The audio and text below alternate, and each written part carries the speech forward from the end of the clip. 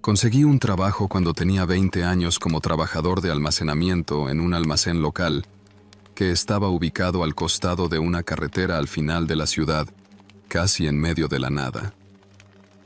Siempre bromeamos sobre la ubicación y por qué los dueños de la empresa eligieron construir el enorme almacén en un área tan remota y vacía de la ciudad, fuera del camino de todo. Probablemente solo era un terreno barato con fácil acceso desde la autopista, pero aún así, siempre se sentía un poco extraño estar en un gran estacionamiento vacío en medio de la nada todas las noches. Siempre trabajé durante la noche con uno de mis compañeros de trabajo, a quien mantendré anónimo y lo llamaré Tyler. Nuestro trabajo consistía en descomponer y organizar los envíos del día y trasladarlos a su respectivo lugar en el almacén para ser almacenado. Una vez que lo haces durante un par de semanas, se convierte en un trabajo fácil y muy repetitivo, tanto que lo hacía mientras estaba medio dormido la mayoría de las noches. Tyler y yo éramos los únicos dos trabajadores nocturnos, por lo que algunos días estábamos trabajando solos. Esto sucedió durante la semana de vacaciones de Tyler, así que estaba solo en el almacén de 11 de la noche a 5 de la mañana todas las noches.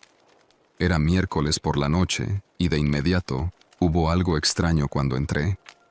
Un automóvil estaba estacionado en la esquina más alejada de este enorme estacionamiento vacío. Sus luces estaban apagadas y nadie parecía estar cerca, pero estar aquí en una propiedad privada era muy complicado. Estacioné al lado de la puerta de entrada y entré, luego llamé a la policía para que vinieran y echaran un vistazo. Pensé que probablemente solo eran algunos adolescentes o un auto averiado de la autopista, pero estaba en una propiedad privada y el hecho de que estuviera estacionado en la esquina más alejada me dio una sensación extraña. 20 minutos después, la policía vino a la puerta principal y me dijo que el auto estaba vacío y que no había señales de nadie cerca. Estábamos bastante seguros de que también estaba averiado, así que conseguimos que una grúa viniera y se lo llevara, y luego volví al trabajo. Moví varios envíos, lo que probablemente me llevó alrededor de 1 hora antes de que un fuerte golpe en la parte delantera del edificio me interrumpiera. Bajé rápidamente y encendí las luces delanteras, luego caminé hacia la puerta. Un hombre estaba parado detrás del vidrio mirándome, con el puño en la puerta, y parecía extremadamente cansado y exhausto. Me acerqué y hablé a través del vidrio. ¿Estás bien? ¿Qué estás haciendo aquí? Esto es propiedad privada. El hombre me miró con una mirada de disgusto. ¿Dónde está mi auto?, gritó, golpeando la puerta. Traté de explicarle, pero siguió interrumpiéndome y volviéndose más agresivo, gritándome que lo dejara entrar al edificio. Lo amenacé con llamar a la policía y finalmente logré que se callara. Retrocedió y me dio una mirada más loca antes de alejarse. Mientras regresaba al trabajo, no podía dejar de pensar en dónde podría haber estado ese hombre todo este tiempo. Pensé que tal vez había ido a una gasolinera a buscar una lata para su coche, pero no había forma de que hubiera caminado todo el camino de ida y vuelta, y si lo hubieran llevado, habría regresado antes de que remolcaran el coche. Realmente solo no podía pensar en ningún lugar donde el hombre pudiera haber estado que tuviera sentido. A los pocos minutos de comenzar a trabajar nuevamente, se escuchó otro golpe en la puerta principal. Estaba frustrado y asustado al mismo tiempo, pero cuando miré a través del vidrio no esperaba ver lo mismo. Los policías que estuvieron aquí antes dijeron que recibieron una llamada de la compañía de remolque sobre algunas cosas preocupantes en el exterior del maletero, que supongo que nadie notó de antemano. Me preguntaron sobre todo lo que vi y les conté sobre el hombre que había venido buscando su auto. Se fueron poco después y no recibí ninguna actualización real hasta más tarde en la semana, cuando la policía regresó con perros de búsqueda para registrar el bosque alrededor del almacén. Supuestamente encontraron sangre seca en la parte trasera del parachoques y, Una vez que obtuvieron una orden para registrarlo, encontraron aún más sangre dentro del baúl. Creen que es posible que el hombre haya salido a enterrar un cuerpo en el bosque cerca del almacén, pero que yo sepa, nunca encontraron ninguna evidencia significativa. Sin embargo, el hombre nunca fue a reclamar su auto a la compañía de remolque y nunca volvió a aparecer. Simplemente desapareció. Es realmente desconcertante saber lo cerca que estaba de un posible asesino y, durante los últimos 2 años trabajando en el almacén, me daba mucho miedo cuando trabajaba solo por las noches. Sé que no era probable, pero siempre estaría en el fondo de mi mente que el hombre podría regresar y tratar de hacerme pagar por lo que hice.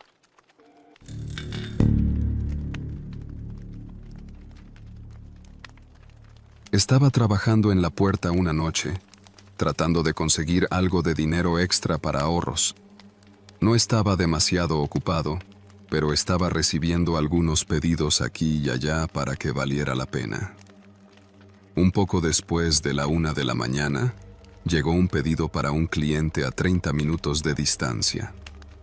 Era un viaje largo, pero el pago fue lo suficientemente bueno para mí, así que lo acepté. Conduje hasta el restaurante, algún lugar coreano local que parecía caro, y luego comencé a dirigirme a la casa. Al final de la ruta, comenzó a llevarme a una parte bastante mala de la ciudad. Había estado aquí antes sin problemas, pero mientras conducía y miraba todas las casas deterioradas, empecé a sentirme incómodo. Cuando llegué a la dirección, estacioné al costado de la carretera. Era una casa antigua, muy pequeña, con un camino de entrada agrietado y destruido. Salí de mi auto y comencé a caminar hacia el porche con la bolsa. Justo cuando iba a dejarla en el suelo, mi teléfono sonó. Después de no recibir respuesta, colgué y rápidamente terminé la entrega, apresurándome a regresar a mi auto. Mientras lo encendía y me abrochaba el cinturón, escuché que la puerta principal de la casa se abrió.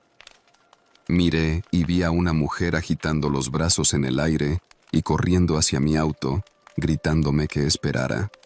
Era tan extraño que estaba demasiado congelado para reaccionar. Corrió hacia mi ventana y comenzó a golpearla, pidiéndome ayuda. Todavía no tenía idea de lo que estaba pasando, pero abrí un poco la ventana y le pregunté qué necesitaba. Ella dijo que su hija de 3 años estaba adentro luchando por respirar y que necesitaba ayuda. La mujer comenzó a retroceder por el camino de entrada y me rogó que viniera a ayudar. Todavía en un confuso estado de shock, salí de mi auto y comencé a seguirla. Pero mientras lo hacía, noté que se callaba y tenía menos pánico. Empecé a pensar más, ahora que la situación era menos caótica, y de repente me di cuenta de lo extraño que era esto. ¿Llamaste al 911? Le pregunté, deteniéndome en el camino de entrada. Ella se dio la vuelta, y fue como si sus lágrimas y su pánico hubieran desaparecido. Dijo que no había tiempo, y comenzó a fingir de manera muy obvia que estaba en pánico nuevamente. Parecía más una adicta al crack teniendo un colapso mental, no una madre preocupada. Inmediatamente corrí de regreso a mi auto mientras ella continuaba gritando e incluso corrió por el camino de entrada hasta la puerta del pasajero, intentando abrirla. Volví a encender el auto y di marcha atrás. Ella trató de correr frente a mi auto para venir a mi lado, pero una vez que estuve libre, lo puse en marcha y la rodeé. En ese segundo que pasé por la casa nuevamente, vi una gran figura parada en la ventana de arriba, mirando todo. Tan pronto como salí del vecindario, marqué al 911 y les di la dirección y la situación. Cuando recibí una llamada de la policía, me dijeron que la mujer tenía una historia diferente, diciendo que solo vino cuando quiso darme una propina en efectivo. También notaron que ella vivía sola y no tenía antecedentes de tener niños o adultos viviendo con ella. Esto solo me horrorizó aún más por la situación, pero después de hablar un poco más con el oficial, quedó claro que nada podía ser hecho. No había pruebas para ninguna de nuestras historias y tratar de presentar cargos sería una batalla inútil. Además de esto, los oficiales parecían cansados y no estaban de humor para lidiar con nada. Pero sabía que tenía razón sobre que ella estaba tratando de meterme dentro de la casa por razones oscuras, especialmente sabiendo que no tenía hijos.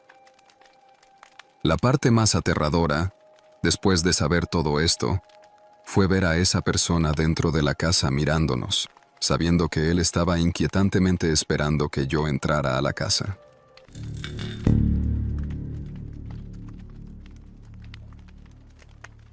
Trabajé en un restaurante de comida rápida las 24 horas, los 7 días de la semana, hace unos años cuando estaba en la universidad.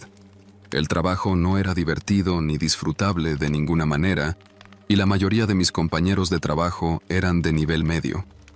Sin embargo, estaba estudiando en línea, lo que significaba que tenía más tiempo para trabajar, así que trabajaba al menos 40 horas a la semana, e incluso obtuve un ascenso para cambiar de líder después de unos meses.